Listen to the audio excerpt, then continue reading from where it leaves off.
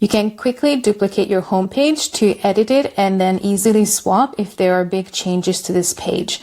Find your homepage and click on the three dots and then duplicate. Here you'll be prompted to give this page a title. You can simply keep it as copy home, or you can change it to home draft or anything else that works for you. Once it's duplicated, usually it's at the bottom of your custom page list and it's an unlisted page. You can edit this as you wish. You can also duplicate this and you can delete it if you want to. But once you've edited it and you're ready to replace your homepage with this new homepage, you can find your homepage again and then choose use another page as the homepage.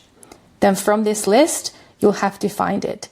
Now, sometimes this doesn't show up. So what you need to do before you change it is to refresh this page and then search again for changing this homepage. And now it's there. Once you chose it, you can set it as your new homepage, and don't worry, your previous homepage will exist at the bottom of your website pages list as the old homepage and the date when it was changed.